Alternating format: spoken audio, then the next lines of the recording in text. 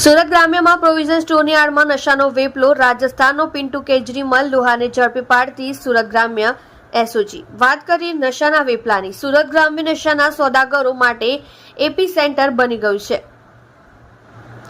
થોડા સમય પહેલા એટીએસ દ્વારા એમડી ડ્રગ્સનું રો મટીરિયલનો મોટો જથ્થો ઝડપી પાડ્યો હતો। હજુ વાત ભૂલાઈ નથી ત્યાં કિરાણા સ્ટોરની આડમાં અફીણનો જથ્થો એસઓજી પોલીસે ઝડપી પાડ્યો છે। પોલીસના હાથે ઝડપાયેલો આરોપી રાજસ્થાનનો હોવાનું ખુલ્યું છે। સુરત ગ્રામ્યમાં યુવાનોને નશાના રવાડે ચડાવવા નશાના સોદાગરો સક્રિય થયા છે। સુરત ગ્રામ્ય વિસ્તારમાંથી એમડી ડ્રગ્સ, ગાંજો, વિદેશી દારૂ ઝડપાઈ ચૂક્યું છે। હવે ત્યારે કરિયાણાની દુકાનમાંથી અફીણના રસનો મોટો જથ્થો સુરત ગ્રામ્ય પોલીસે ઝડપી પાડ્યો છે।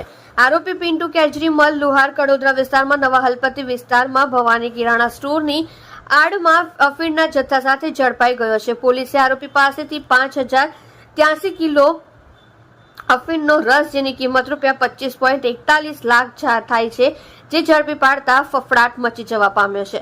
એસઓજી પોલીસના હાથે ઝડપાયેલા આરોપીએ કબૂલાત કરી હતી। રાજસ્થાનના બુદ્ધારામ બિશ્નોઈ પાસેથી આ જથ્થો લીધો હતો અને કરિયાણાની દુકાનની આડમાં આ નશીલો પદાર્થ છૂટક વેચતો હતો। જોકે પોલીસે માલ આપનાર બુદ્ધારામ બિશ્નોઈને વોન્ટેડ જાહેર કરી વધુ તપાસ હાથ ધરી છે।